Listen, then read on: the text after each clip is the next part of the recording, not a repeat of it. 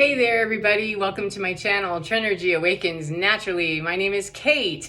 I just got a nice huge download and got in from a walk, and I thought, okay, I'll wing it and sing it and bring it because I don't want to lose the momentum of what I just discovered and learned and was gifted with as I was walking. Let me give you a little backdrop here that I am doing light work here. That is my mission on Earth. And so if that's not what you're about, you probably want to hop off. And this is kind of an AP class, so pull in that my mission here on Earth was to do certain things. That is the life of people who are committed to doing light work. They're star seeds. They identify as a shaman. They identify as a healer of some kind in their spiritual knowing. They just know it deep to the core of their being that they are here to do God's work, divinity's work, whatever their mission, whether they call it God or divine or whatever. It's a divine mission, though. It's not that other icky, stuff. Not that. I'm not talking about your private, personal, 3D Earth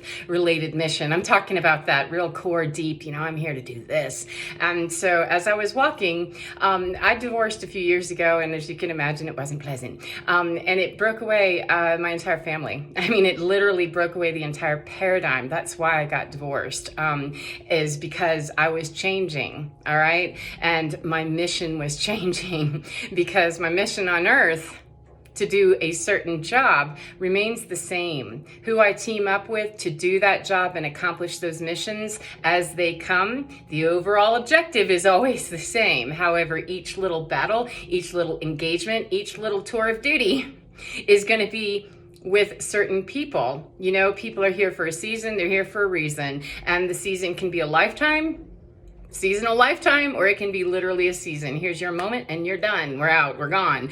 And so who we team up with to do what, when, where, etc. is highly important, especially if you have a mission and you have one. It can drive you absolutely bonkers, wild, and mad, both mentally and in your spirit mad, angry because of that cognitive dissonance constantly of, I'm pretty sure that I'm lying to myself somewhere and that other people are lying to me too if they're helping me believe that I'm not here to do something different and way more important to me. And so as I was changing and re-identifying myself, I needed to, cut some team members, and they cut me as well. I mean, it was a mutual, we're not doing this. And so we all broke apart, and team alliances had to change. Now, that does not mean that I automatically go team not you. It means that I work vehemently for those on my team. I don't go do, rapid water rescue for people that aren't on my team. Then I don't do rapid water rescue if I can help it. I educate my team about how don't get into that situation. And they educate me. If they see me walking towards a raging river to go do something foolish, they say, hey, psst, don't do that. Because we're not going to be able to come get you. We're going to come get your body when you're done. And we really need you to do your job. So that's how it works. And as I was walking today, the mountains, I live in Colorado Springs, and the front range of the Rocky Mountains called to me and said, get your butt out here. And so I drove out here. I drove my life, myself, everything out to Colorado Springs about 6 months ago. And these mountains have been talking to me and helping me ground. And we're getting ready to go to 333, that divinity is everywhere if we choose to see, and I do, because that other stuff, ew, is ugly, boo. So anyhow, these mountains have been talking to me and helping me ground, stabilize, and really understand all of the chaotic energy as things are leaving and separating and falling apart. Man, I'm an indigo baby, a rule breaker, a rebel rouser, a crystal child, a rainbow child, whatever you want to believe, a shaman, a heyoka, an idiot, a crazy person. Whatever. I know what I am, and it doesn't matter to me what other people label me, but that's what I'm supposed to do, is to be that tower experience from astrology, and tarot. I'm supposed to be team tower. I'm the indigo tower. I'm position number 555. I'm team tower. That's what I do. I'm indigo blue and, team blue. Let's go. Blue flame. Whatever it is that we want to believe, I don't care. I just know that that's my job. And so it hurt for a really long time. Like, people left me. They abandoned me. They hate me. They this, that, the other. And it can be very, very difficult for the human spirit to be ostracized and to be rejected and pushed away. And I understand that that's both sides of the street. That people probably had no idea why I was separating from them any more than I understood why they were separating from me. It's that this is too much cognitive dissonance. It's driving me crazy, you crazy. We got to stop this stuff.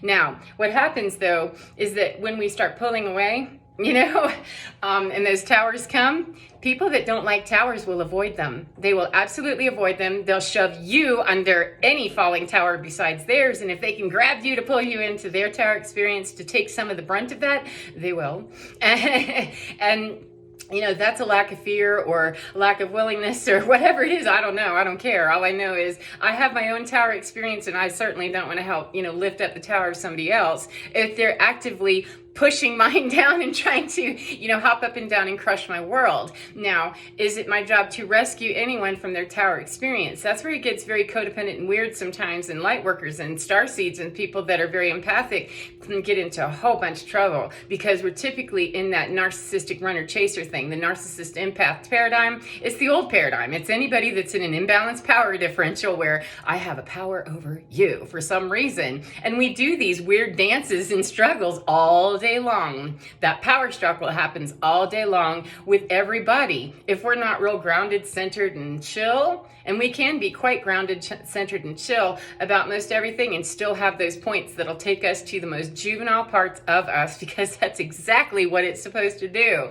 is take us to those juvenile places, those immature spots, those spiritually undeveloped places that don't have to be kicked and shamed. That's other people doing that shit. Please stop telling me that is spirit doing that and bringing on the battle. No. People are bringing on the battle and spirit is engaged. Now that's a totally different understanding than saying that Avenger angels are coming up your ass because you screwed that one over. Well, there's a slight twist on that, and when we're teaming up, we want to make sure we're teaming with people who understand this very, very, very well, because we can become pushed and cast into holy hell in a second and then be underneath a whole bunch of towers that aren't even ours, and we still got to work our way out from underneath all that karmic towering. So the difference is that when we are very grounded, solid, and we understand who and what we are, where we're headed, what we're doing, what our mission brief is, and we know that there's going to be undeveloped soldier parts of me. There's going to be undeveloped parts of me that don't have any idea how to be free. And it's not possible. Those parts are going to get triggered, angry, and make bad decisions. So it's part of our teammates' jobs. If we're in a non-codependent, I'm talking a healthy, and this is why this is an AP class, because we have to be past the runner-chaser paradigm. We have to really be past that in terms of separated from it. You don't have to fully understand all the parts and pieces. That's, you know, can take a complicated lifetime, or it can take no time if you just want to sever the contract and say, yeah, we're done. You're no longer part of my mission brief. Mission control is now mine.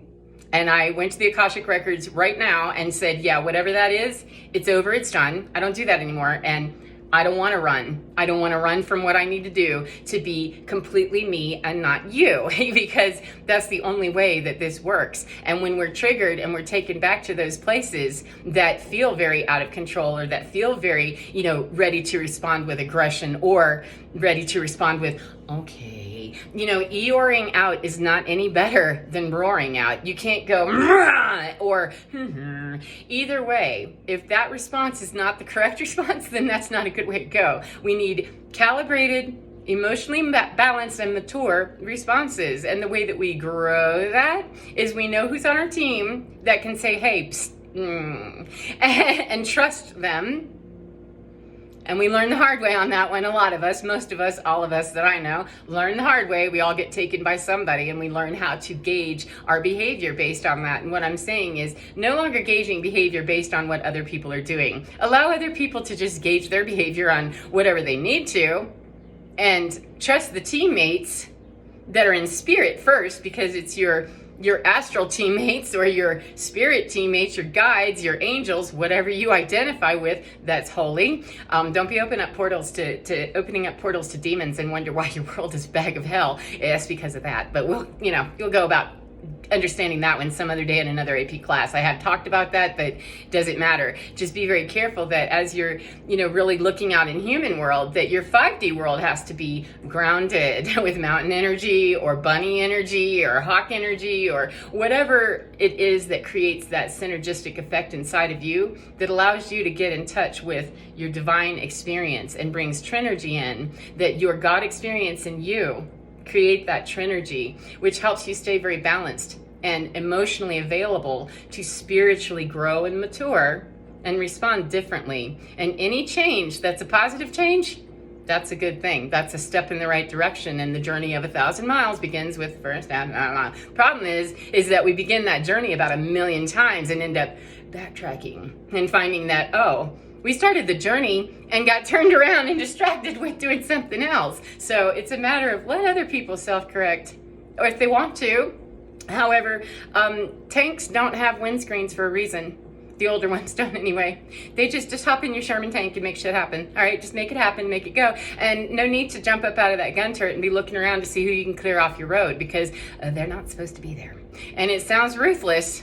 However, know your team, because when you suit up inside and you're very solid on that, you'll know when you look around, especially if you're looking around and you see somebody in your lane. That's the opposition, baby. They're trying to stop you. And it's a good time right then to go, shh, you're not on my team. So my team, unfortunately, fortunately, however I don't look at it, I'm going to look at it like divinity spoke to me and said, I broke this apart for a reason. Don't recreate disaster. Please don't go back into that Frankenstein lab and recreate that. Alrighty then, Kate. Go outside the lab altogether and talk to the mountains. Go move to the mountains. And then when we tell you to move back over to the ocean, you just go right on ahead and do that instead of living near the mountains. The mountain's going to talk to you for a while, and then you're going to go over there and be talked to. And I have no idea what's going to happen when I move. I just know that my team's changed. And the team that I have etherically and spiritually, that changed also, ironically enough, a while ago, and I knew that. I had some different energy that arrived several months ago and switched out. There's some that just kind of evolved and they were no longer relevant to what was going on in my life. And then I have my staples that have been growing in numbers. Awareness to me, okay? I've always had them. I just did not know about them. Some, they were absolutely gifted to me in a graduation type experience that was otherworldly and wild. And, you know, people wouldn't believe it, would believe it. I don't really know. I know what it was to me, and I know the profound changes it made. And so I don't course correct based on what somebody else can or can't embrace and their understanding of magic or willingness to even believe that it's possible. You know, miracles are happening all day long. I just had a whole bunch of them come to me that, yeah, be careful who you're selecting as you reteam. And I didn't have to. I prayed as I walked and said, yeah, what is this whole team thing and who's left? And when I looked around in my mind's eye, my third eye went right there. Oh, okay. So that extraction stuff and the, you know, Swiftwater Rescue, we've narrowed that down. You know, we've narrowed it down to me. I always save me first because I can't help my teammates if I'm dead. Literally, if I'm dead. My energy being reprogrammed somewhere else in outer space is not going to help the actual face of people on my team. Now, everybody's not on my team. Everybody has a team, though. I'm just not the team leader for everybody. And nobody's the team leader for me except me and my etheric team. However, in different missions, please understand that I'm going to be team leader on that one. That's just the way it's supposed to be. And then you're going to be team leader on some things. And when we get jacked up without knowing that, hey, we're all special forces here, we're all Navy SEALs, or we're all whatever. I mean, we're all that if we're in the AP class. Please don't graduate people into, you know, special forces status if they're a butthole. You know, they're a special force butthole, and you want to make sure you know exactly what the jersey is on that, because they'll change up on you and wear the one that you're wearing just to screw your day up. So, I mean, you have to be careful and know what you're doing,